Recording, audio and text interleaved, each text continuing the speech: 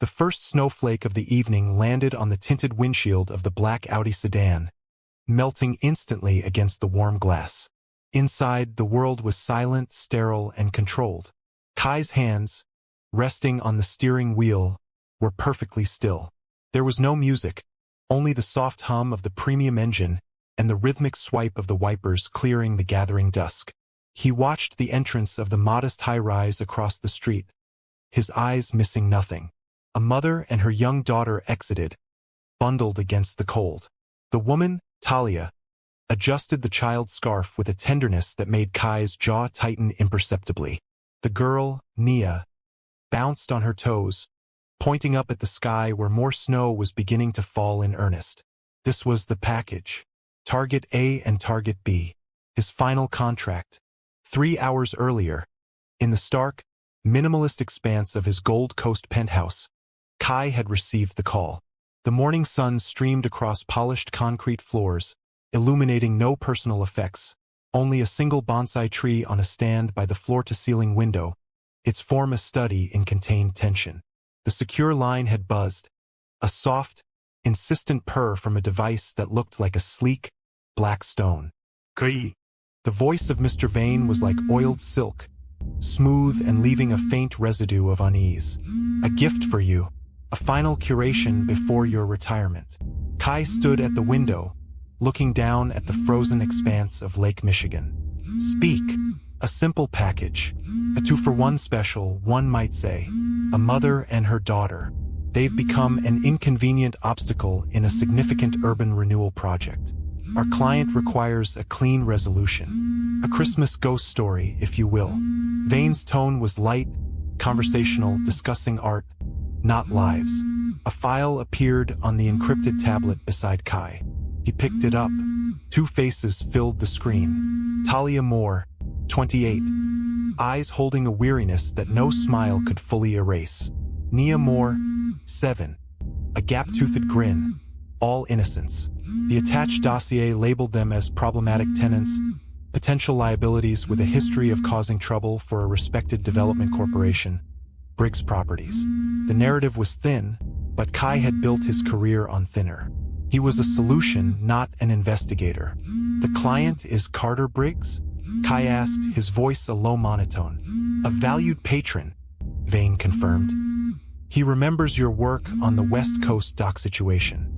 This is his personal request. Consider it a favor that repays old debts. Mine to him and yours to me. Complete this and your retirement papers are signed, your severance more than generous. You fade into the sunset, a ghost with a very comfortable bank account. Kai's gaze remained on the lake.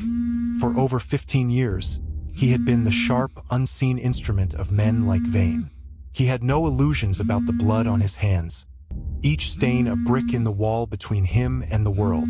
Retirement wasn't a dream. It was a silent, empty room he was supposed to learn to live in. This job was the key to that room. The parameters? Kai asked. Discretion is paramount. It must look like an accident or better yet, a disappearance. They are to be ghosts by Christmas morning. Their apartment in Southside is the preferred venue. You have 48 hours. Kai had said nothing, merely ending the call. He spent the next 2 hours in motion, a meditation of lethal preparation. In his spare bedroom, converted into an armory, he selected tools not for brute force, but for surgical silence. A compact, custom-made pistol was disassembled, cleaned, and reassembled with ritualistic care. Each component was oiled and kissed by the low light. He packed a small case with items that spoke of quiet exits. Lockpicks, vials of clear, odorless liquid, syringes filled with a compound that induced cardiac arrest mimicking natural causes. His own face in the mirror as he shaved was a placid mask. Dark eyes that gave back nothing. The sharp lines of his cheekbones. The severe cut of his black hair. The only flourish was the magnificent, terrifying black dragon tattoo that spanned the entirety of his back, its tail curling over his shoulder, a permanent echo of a fiercer, more passionate self he had buried long ago.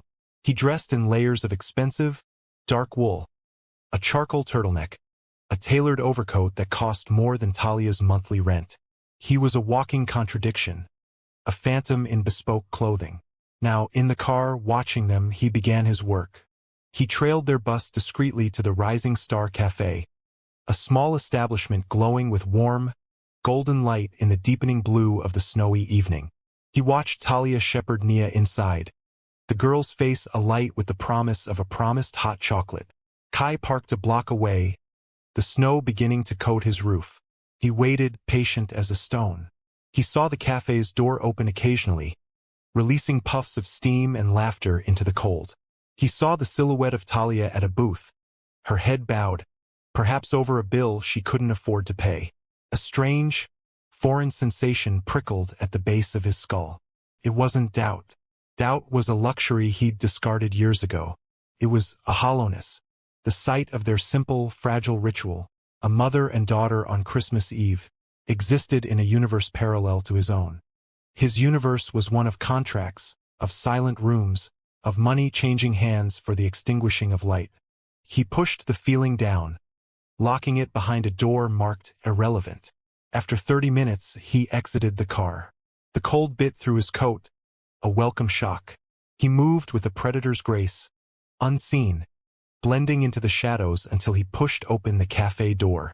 A bell jingled, absurdly cheerful.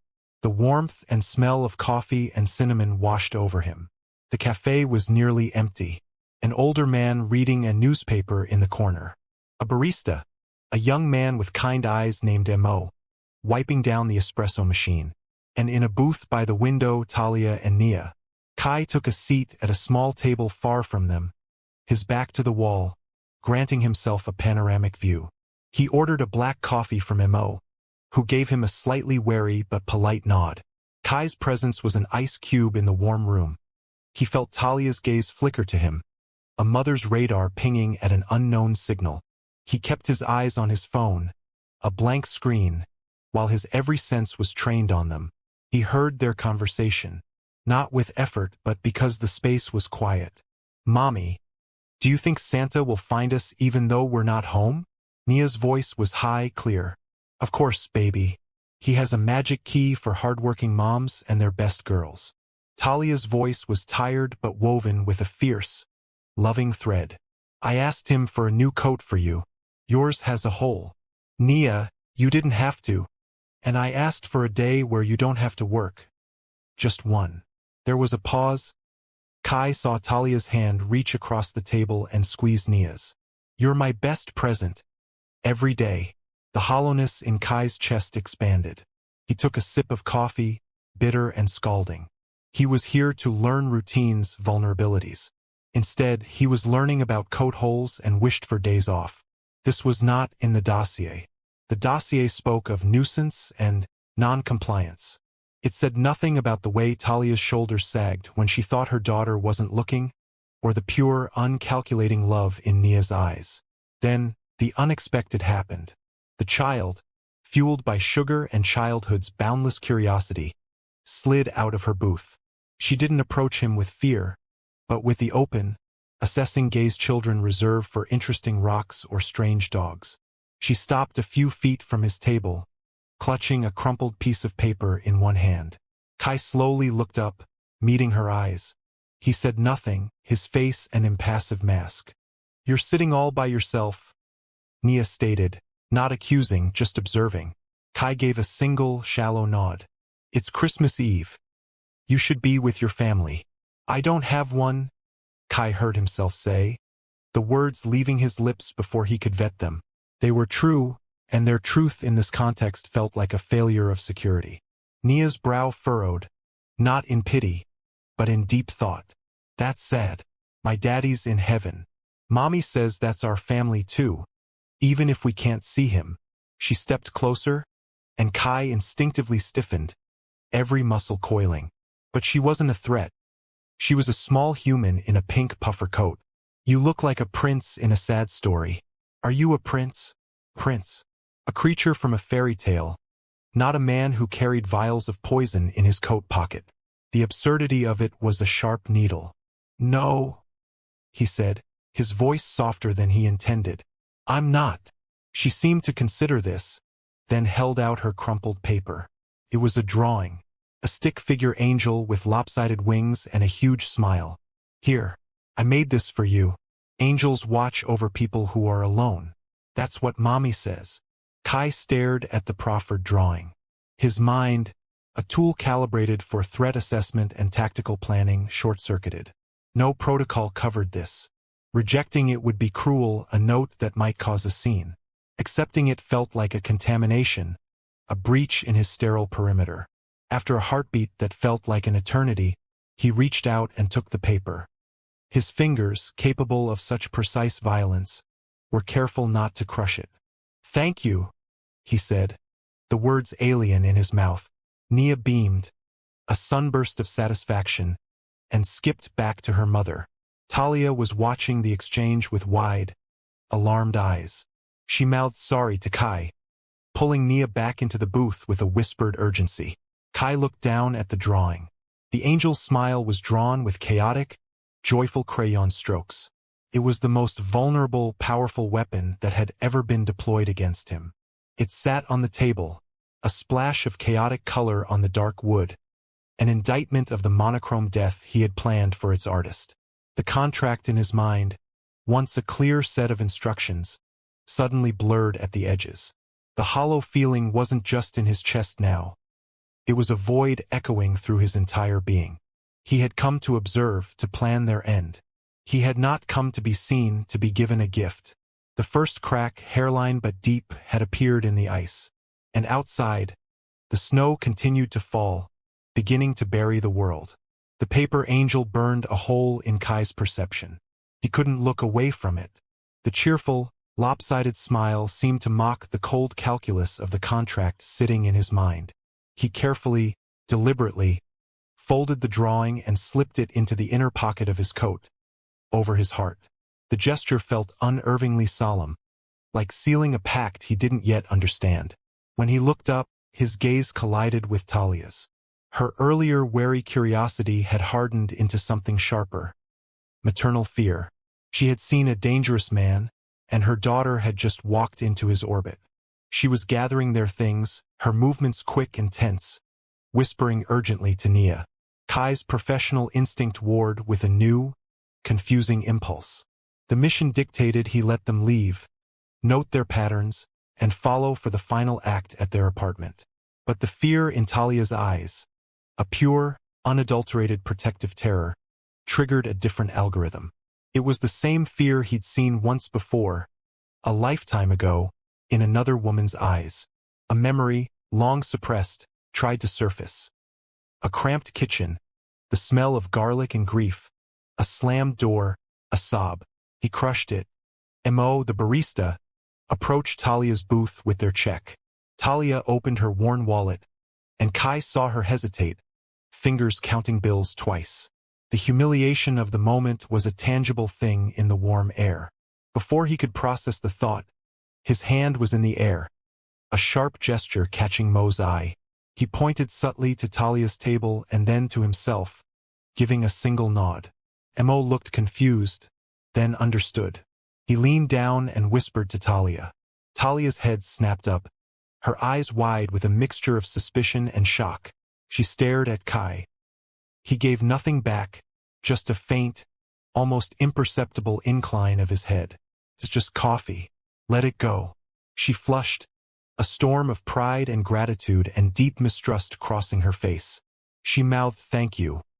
But it was stiff, an acknowledgement of a debt she didn't want. She took Nia's hand and hurried towards the door. Kai threw a $100 bill on his table, far too much, and stood. He moved not to follow them directly, but to the cafe's large window, pretending to check his phone. He watched their reflection in the dark glass. Talia knelt on the wet sidewalk, tightening Nia's scarf, her words lost but her expression fierce with love and anxiety. Then they turned, stepping out into the swirling snow. The moment unfolded in agonizing slow motion. The cafe's front step was slick with a thin, invisible layer of ice. Nia, excited, hopping, her little boot landed wrong. Her feet flew out from under her. She wasn't just slipping.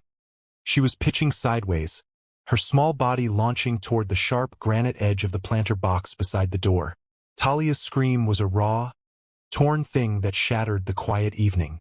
Kai was moving before the sound finished leaving her lips. His body was a released spring. The door was heavy, but he was through it in a blur, his coat flaring behind him. Time compressed. He saw the trajectory, the angle of impact that would crack a small skull against stone. Every ounce of his training, the spatial awareness, the lightning-fast reaction, was redirected in a single primal imperative: intercept. He didn't slide, he dove. His left arm hooked around Nia's middle, yanking her back from the deadly edge, while his right shoulder and side took the full, brutal impact of the granite. A grunt of pain was forced from his lungs. He twisted in midair, using his own body as a shield, and landed on the icy sidewalk with a jarring thud. Nia cradled safely against his chest. For a second, there was only the sound of falling snow and ragged breathing. Nia was trembling, a small, shocked whimper escaping her. Talia crashed to her knees beside them, her hands fluttering over her daughter. "Nia! Oh my God! Baby, are you okay?" Kai slowly sat up, wincing at the sharp protest from his ribs. He relinquished his hold, letting Talia pull Nia into a crushing embrace. The child looked over her mother's shoulder, her eyes huge, not with fear of the fall, but with awe at him. "You caught me?" she whispered, as if stating a magical fact. Talia looked at Kai then, and the complexity in her eyes was overwhelming. The terror for her child was now mixed with a staggering, disbelieving gratitude directed at the very man she'd feared. You saved her." Her voice was shaky. Thank you so much." Kai got to his feet, brushing snow from his coat. A hot, throbbing pain was spreading across his ribs. "The step is icy," he said, his voice rough. "You should be careful." The banality of the words felt absurd. He helped Talia up, his grip impersonal but steady. As he did, his peripheral vision, never fully off-duty, caught a detail. Down the street, parked under a skeletal tree, was a dark SUV with its engine running. The windshield was fogged, but he could make out two silhouettes inside. And they were watching, not with the casual interest of passers-by, but with the focused stillness of predators. A cold that had nothing to do with the weather seeped into Kai's bones. He wasn't the only one on the job. The contract had just gotten messier. Vane had said discretion was paramount. Sending clumsy enforcers in an SUV to potentially snatch them off the street was the opposite of discreet. Unless the goal wasn't a clean disappearance anymore. Unless the goal was simply removal by any means necessary, and Kai was the preferred method, but not the only one. A backup plan. The realization was like ice water in his veins. He was not just the hunter, he was in a race. "Do you have far to go?" Kai heard himself ask Talia, his eyes still tracking the SUV. "The bus stop is on the next block," she said, clutching Nia close. "In this storm? With the ice?" He shook his head, the decision forming even as he spoke. He pulled out his phone, not his secure device, but a civilian one. He opened a rideshare app, his fingers moving with swift precision. "I've ordered you a car. It will be safer." Talia balked. "No, we can't accept that. You've done enough." "It's not an offer," Kai said, his tone leaving no room for argument. It was the voice of the dragon, used not to intimidate, but to protect. "It's a safety protocol. The car will be here in 90 seconds. A black Lincoln. The license plate ends in 7HL. The driver's name is Marcus. Do not get into any other vehicle. Do you understand?" The sheer force of his command stunned her into compliance. She nodded mutely. He saw the SUV's lights flick on. They were preparing to move. "Go inside. Wait by the window. Watch for the car. Only go out when you see it pull up right here." He pointed to the curb. Talia, holding Nia, stumbled back into the cafe's vestibule, confusion and fear warring on her face.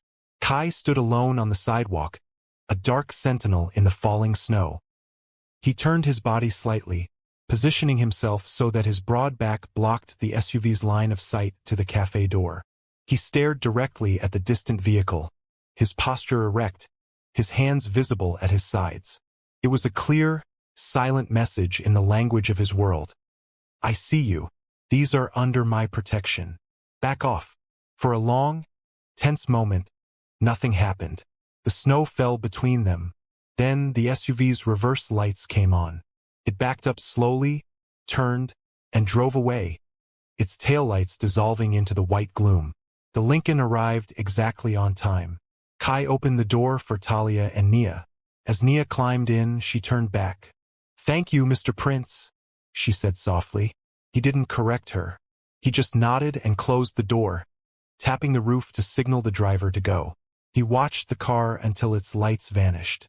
The pain in his side was a constant, throbbing reminder. The angel drawing in his pocket felt like a lead weight, and the ghost of that SUV hung in the air.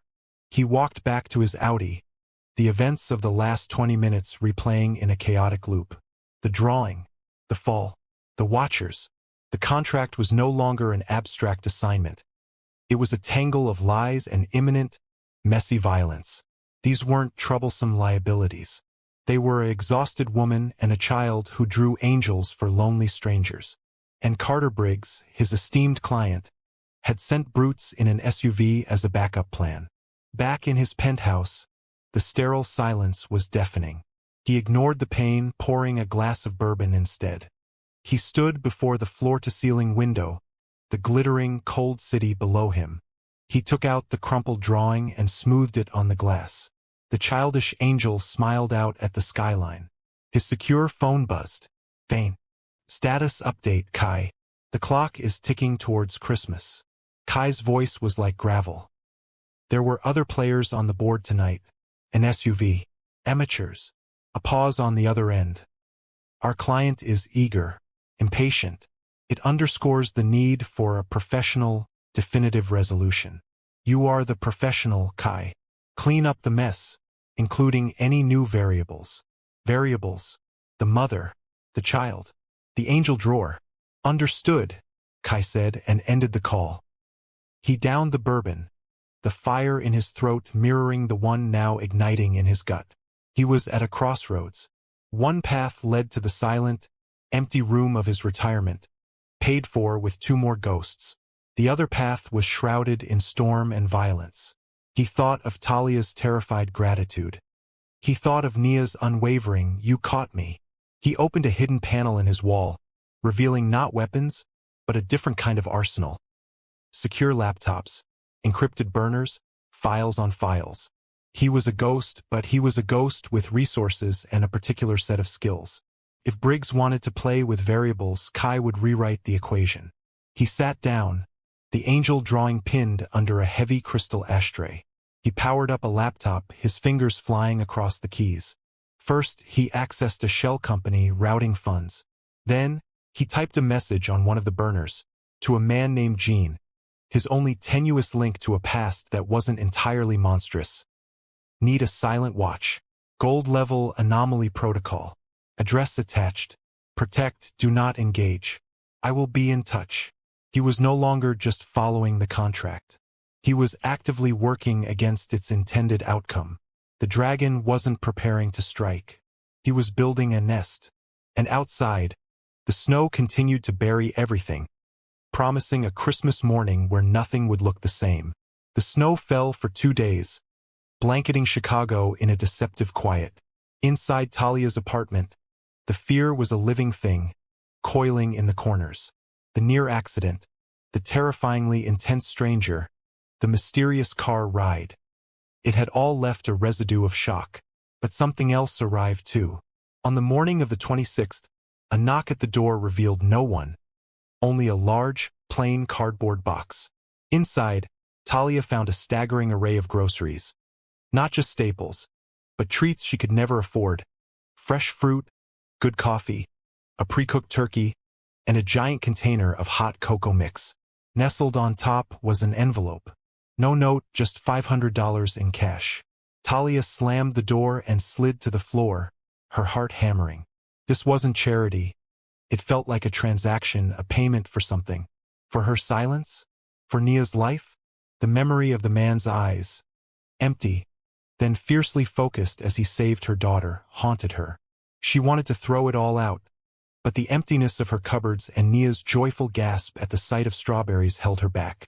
It was blood money, she was sure of it. But it was also food. Later that day, a courier delivered a brand new tablet for Nia, already loaded with educational apps and art programs. The return address was a fake. Talia's suspicion curdled into dread. He knew where they lived. He was weaving himself into the fabric of their lives. She pulled Nia close, her mind racing. The man from the cafe was dangerous. But the men in the SUV had felt predatory in a different, more vulgar way. She was caught between two threats. One she'd seen save a life. The other she'd only felt watching from the shadows. That night, the building's super, Mr. Gleck, a surly man who always smelled of cabbage, pounded on her door. More. Open up. His usual grumpiness was edged with something new. Fear. Warily, she opened the door a crack. The complaints, he muttered, not meeting her eyes. The inspection issues. They're handled. Forget about it. Just keep the noise down, okay? He shuffled away before she could respond. Something had spooked him. Badly. Talia thought of the cold authority in the stranger's voice. Do you understand? She understood now. He wasn't just a man, he was a force. And for reasons she couldn't fathom, that force was temporarily shielding them. Meanwhile, in his penthouse, Kai was a storm contained by glass and steel. The information flowing to his screens painted an ugly picture. Carter Briggs was not just a greedy developer. He was a vulture with a history of using intimidation, arson, and yes, disappearance to clear properties. The troublesome tenant file was a complete fabrication. Talia's husband had died in a workplace accident 2 years prior. She'd been fighting a wrongful death suit against a company loosely connected to Briggs. She wasn't a nuisance. She was a loose end in a lawsuit that could uncover deeper corruption. Jean, his contact, had sent terse updates. 2 subjects maintained perimeter watch last night. Low-level muscle. Deterred by visible patrol. Situation unstable. Kai knew deterred meant Jean had made his own presence known. A shadow warning another shadow. It wouldn't hold forever. The angel drawing was now taped to the cold window, looking out over the city. It was his compass in a moral void. Every time he looked at it, he heard Nia's voice. You caught me. He had. And in doing so, he had caught himself. His secure phone rang. Vain. Kui. My client is growing impatient. The holiday grace period is over. The package remains undelivered. This reflects poorly on my curation. The variables are more complex than presented, Kai stated, his voice flat. The backup team compromised the operational envelope. Eliminate the variables. Then, Vane snapped, his silky tone fraying. That is your function. Or has the dragon grown a conscience? A rather dull and brittle tool, if so. The insult was deliberate, meant to provoke. Kai felt a cold rage settle in his stomach. He was a tool. He had allowed himself to be one. I will complete the contract. My way. On my timeline. Your timeline expires in 24 hours, Kai. Or the retirement you were promised will be of a much more permanent variety. And the package will be handled by less delicate hands. The line went dead. The threat was clear. He had one day. Briggs's men would move in, and Vane would send his own cleaners to tie up all loose ends, including a retired asset who had failed. Kai was now a target as well. He had to force Talia's trust. It was the only way. Using the prepaid phone he'd sent her, he texted, The men in the SUV work for Carter Briggs, your landlord's parent company. They intend to evict you by any means. You are not safe there tonight. Do you understand? The reply was immediate, vibrating with fury and fear. Who are you? Why are you doing this? What do you want from us? He stared at the screen. What did he want? He wanted the drawing to not exist. He wanted to not have seen the fall. He wanted the hollow room of his retirement. But he couldn't unsee, uncatch, unknow. I want nothing from you. I made a mistake. I am correcting it. A mistake? What mistake? Taking the contract. He sent the words and immediately felt exposed, the professional veil torn away. There was a long pause. Then, Contract? What contract? The realization, when it came, would be horrific. He had to get there first. To remove you, as a problem for Briggs. I was hired to make you disappear. He laid the brutal truth bare, a gut punch through the digital ether. The phone didn't ring. It screamed with silence for a full 10 minutes. When her reply came, the words were glacial, each one a shard of glass. You were going to kill us. In my home, where my daughter sleeps. Yes. No justification. No excuse. And now I am preventing it. But others will still try. The men in the SUV. They will come tonight. You must leave. Go where? With what? You think groceries and a tablet fixes this? You think I would go anywhere with you? The rage was transcendent. Kai closed his eyes. He was losing her. He typed with slow precision. Not with me. Away from me. There is a woman. Her name is Sister Maureen. She runs the St. Bridget's shelter on Harrison. She is expecting you. She will keep you safe for 72 hours. No questions asked. This is not a trick. It is your only clean exit. He had maxed out a charitable donation to the shelter an hour ago, with a single unusual condition. Shelter for a mother and child named Moore. No questions asked. Why should I believe you? He had no answer that would suffice. Only the truth. Because Nia gave me an angel, and I have not earned it. Another endless pause. He pictured her in her shabby apartment, holding the phone, the weight of an impossible choice crushing her, believing a killer or staying for the killers she could see. St. Bridget's, 72 hours. The message was not agreement, it was a terrified echo. Go now. Take nothing. Use the back door. I am watching. From his car, 3 blocks away, using a high-resolution scope linked to his laptop, he watched the back alley of her building. He saw the door open. 2 small, bundled figures slipped out, moving quickly through the snow-flecked darkness toward the busier street. His breath fogged in the cold car. Good. Now run. He gave them 30 minutes to get clear. Then he moved. He entered Talia's apartment building not through the back, but the front, a shadow melting past the now-cowed superintendent. He picked the lock to her apartment in under 5 seconds. Inside, it was warm and still, smelling of the cheap groceries he'd sent and crayons. He ignored the pang it caused. He was here to set a stage. He went to work with chilling efficiency. He placed subtle, damning evidence. A forged tenant organization leaflet. A hidden digital recorder, blank, meant to look like she was gathering dirt on Briggs, in obvious but not too obvious places. He lightly dusted the windowsills with a specific, traceable soil compound used in a Briggs construction site. To any investigator, it would look like Talia had been a genuine threat, gathering evidence, and had fled in a panic, perhaps tipped off. He was fabricating the very liability the original dossier had lied about. He was making her disappearance make sense to Briggs and Vane, so they would call off the hounds. He was using his skills not to erase, but to create a protective narrative. He was in Nia's small room, adjusting the angle of a teddy bear to look abandoned in haste, when his phone vibrated. A message from Jean. Contact. 2 units approaching front. Armed. Not patient. They were early. Kai's gaze swept the room. He could slip out the back fire escape, vanish. His part was done. The stage department would do its work. But what if they didn't buy it? What if they tore the place apart and found his carefully placed clues too perfect? What if they decided to wait for Talia's return? His mission was clean, stage and exit. But his new, malfunctioning conscience supplied other scenarios. These were the men who would have made Nia's disappearance a brutal, ugly affair. They were in the SUV that had watched her fall. A cold, dark calm settled over him. Not the calm of the detached professional, but the fury of the dragon who had found something to hoard, something to guard.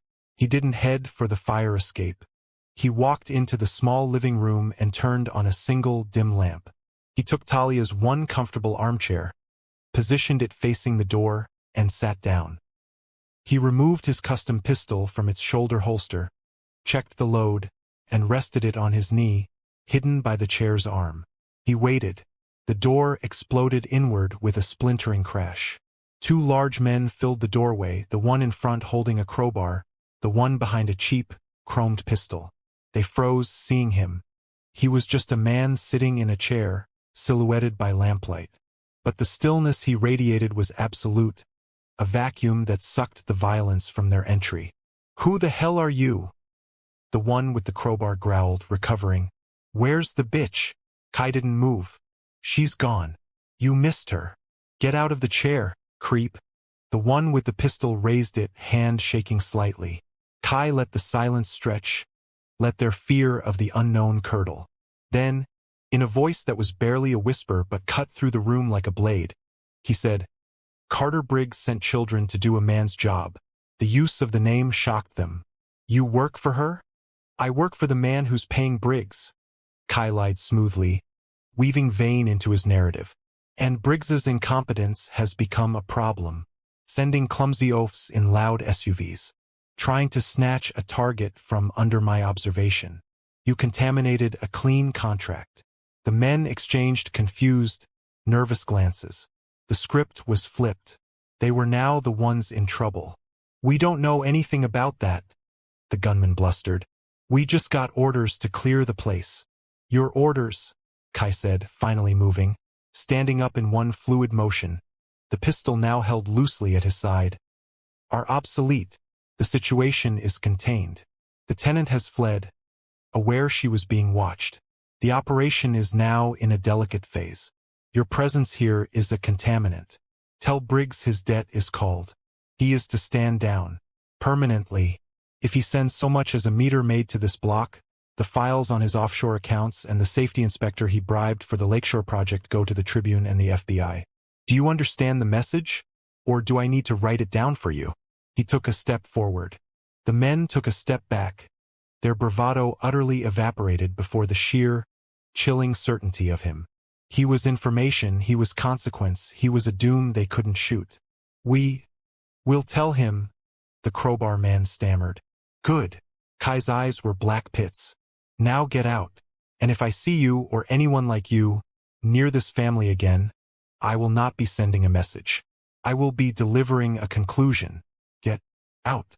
They fled, stumbling over the broken door in their haste. Kai listened to their heavy footsteps recede down the hall. The adrenaline bled away, leaving him empty. He looked around the shattered apartment, the home he had violated twice, once in intent, once in this violent theater.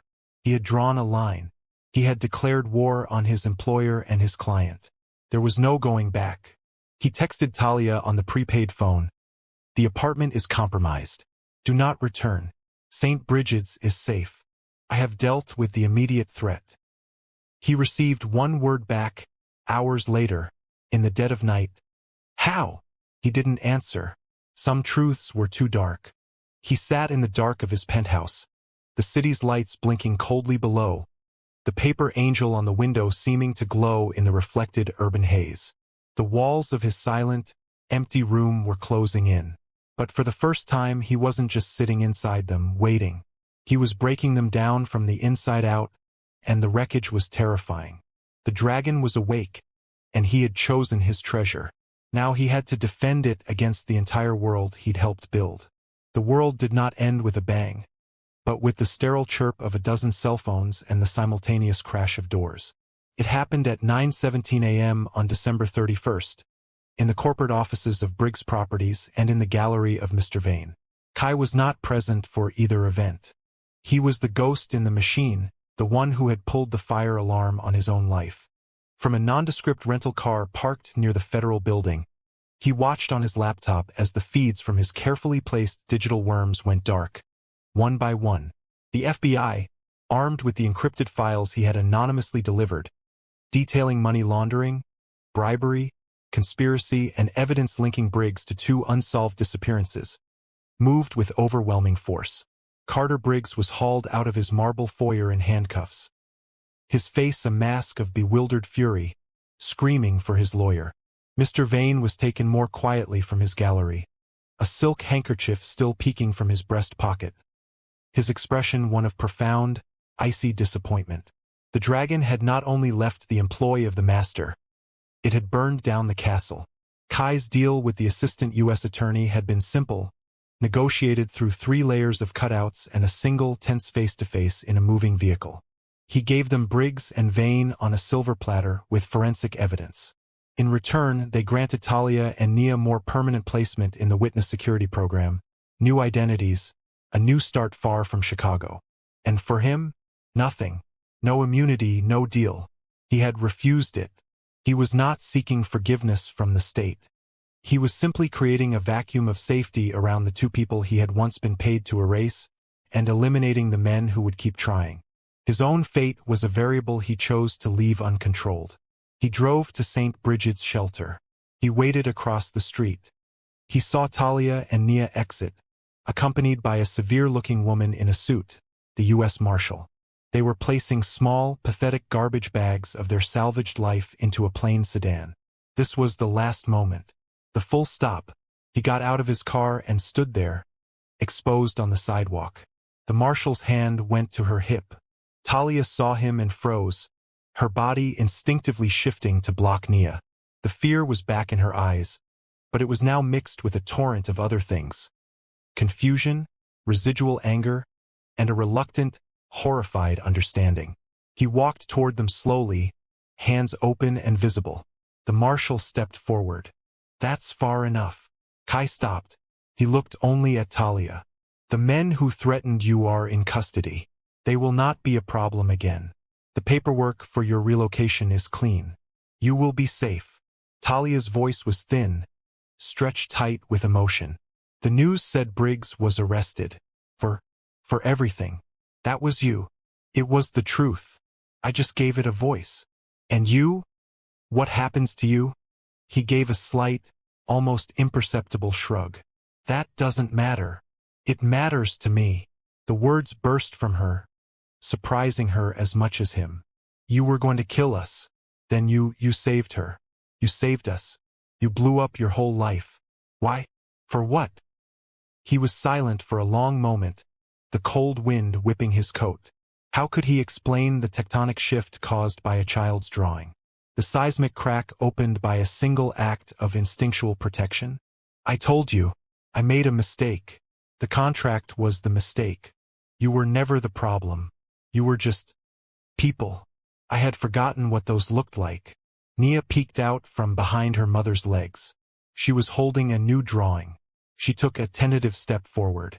The marshal tensed, but Talia, after a heartbeat, put a gentle hand on the woman's arm. "It's okay." Nia walked up to Kai and held out the paper. It was a dragon, not a terrifying one. It was curled around a small, square house, its wings spread protectively over the roof. Underneath, in wobbly letters, she had written, "To Mr. Dragon, thank you for being our guardian angel." Kai felt something shatter inside his chest, something final and irreparable. He took the drawing, his fingers trembling. He looked from the crayon dragon to the child's earnest face. "You're welcome, Nia. Are you coming with us?" she asked, hope bright in her eyes. He shook his head, the motion heavy. "No." "Where you're going, it's for a fresh start. No shadows from the past. That means me, too." Her face fell. Talia's eyes glistened. She understood the sacrifice he was making. He was giving them freedom, which meant giving them up. "The car is waiting, ma'am," the marshal said gently. Talia nodded. She took Nia's hand, her gaze locked on Kai. There was so much unsaid, a history of terror and gratitude that could never be reconciled into something normal. But in her eyes, he didn't see hatred anymore. He saw a painful, hard-won acknowledgement. "Thank you," she whispered, the words carrying the weight of a life given back. She turned and guided Nia into the back seat of the sedan. The door closed. Kai stood, a statue on the sidewalk, as the car pulled away. Nia's small hand pressed against the window. He did not wave. He watched until the car turned a corner and was gone, taking the last flicker of warmth in his world with it. The emptiness that followed was not the sterile quiet of his penthouse. It was a howling, desolate wind through a canyon of his own making. He had achieved his objective. Target secured, threats neutralized. It was the most successful failure of his career. He did not return to the penthouse. He knew it would be watched. He went to ground, using the skills of a ghost to become one. He rented a small, furnished room in a no-questions-asked building in a neighborhood that was neither good nor bad, just anonymous. The dragon drawing went on the bare wall, the only decoration. He spent the next weeks in a form of hibernation. He exercised. He ate bland food. He watched the news. He saw Carter Briggs deny all charges. He saw Mr. Vane released on a technicality, a cold smile on his lips as he entered a waiting limo. The world, it seemed, absorbed even seismic shocks. The message came on a cold night in late January.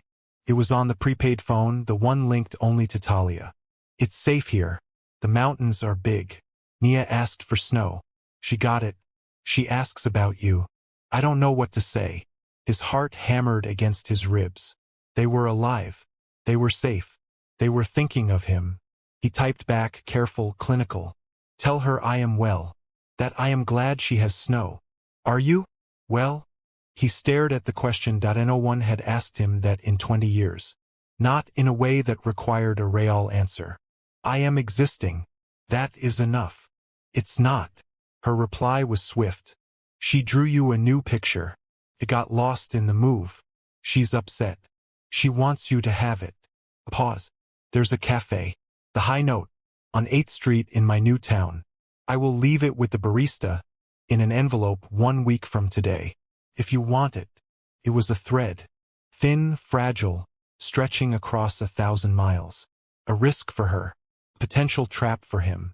Vane was free. This could be a lure. Every instinct from his old life screamed to ignore it, to sever the final connection. 1 week later, he was in the mountain town, the air sharp and clean. He scouted the High Note for 2 days. He saw no familiar faces, no patterns of surveillance. It was just a small, rustic cafe. On the appointed day, he waited until the lunch rush faded. He entered, the bell jingling with the same cheerful note as the rising star. His eyes scanned, cataloging exits, patrons. He approached the counter. "I'm here to pick up an envelope. For Kai." The young barista smiled, nodding. "Sure." Talia said you might come. She bent down and pulled out a simple white envelope, handing it over. He took it, his hand steady. He didn't open it there. He went back to his rented car, parked on a scenic overlook. His hands, for the first time he could remember, shook as he tore the flap. Inside was not one drawing, but 2. The first was Nia's. A family of 3 stick figures holding hands. One was tall, Mommy, one was small me, and one was in the middle with a spiky black scribble on his back, Mr. Dragon. The sun was shining. All 3 were smiling. The second was a note, in Talia's careful handwriting.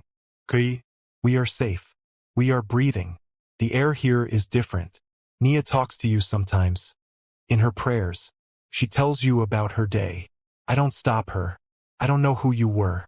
I only know who you became when it counted. You were the nightmare, and then you were the wall between us and the nightmare. How does a person live with that? I don't know. But you are. The marshal says no contact. It's the rule. This is the only one. But rules. Sometimes they need to bend for human things. The cafe is terrible. The coffee is worse than Moe's. But I'm there, every Tuesday at 2 p.m., on my break. Nia is in school. It's just me and a bad cup of coffee, for 1 hour. No expectations. No promises. Just a bad cup of coffee in a public place. If you ever want to see a familiar face who doesn't look at you and see a monster. You gave us a future. You don't have to be a ghost in it. But you can be if that's what you choose. T. He read it 3 times. Then again. The wind howled outside, buffeting the car. He looked at the drawing of the 3 stick figures. Family. He looked at the word human. He started the car. He drove for hours through mountain passes and winding roads, the 2 pieces of paper on the passenger seat. He drove until the sky began to purple with dusk. He found himself not heading east, back to the anonymous city, but west, deeper into the mountains, toward a town he had only seen on a map. The following Tuesday at 1:55 p.m., he sat in a corner booth at the High Note. He wore jeans and a simple black sweater. He looked ordinary. He felt like a raw nerve. At 2:02 p.m., the door opened, and Talia walked in. She looked different, less hunted, the weariness still there but not so sharp. She didn't look around. She just walked to the counter, ordered a coffee, and took it to a small table by the window. She sat, sipped the coffee, made a face. A small, genuine smile touched her lips. She looked out at the mountains. Kai sat frozen for 5 full minutes, watching her breathe, watching her exist in peace. Then he took a deep breath, a breath that felt like the first one of his new, uncharted life, and stood up. He picked up his own, untouched, terrible cup of coffee and walked across the quiet cafe. He stopped beside her table. She looked up. Her eyes widened, filled with a storm of emotion. Shock, fear, hope, a dizzying cascade. She said nothing. He held up his mug, a faint, hesitant echo of a smile on his own lips. "I heard the coffee here is the worst," he said, his voice rough with disuse. A tear escaped, tracing a path down her cheek. She didn't wipe it away. She gestured to the empty chair across from her. "It's truly awful," she whispered. He sat down. They did not touch. They did not speak of the past or the future. They simply sat together in the quiet, afternoon sun. Two shattered people holding fragments of something that felt, against all odds, like the beginning of a fragile, precious piece. The dragon was gone. The weapon was sheathed. The man, for the first time, was simply present. And it was enough.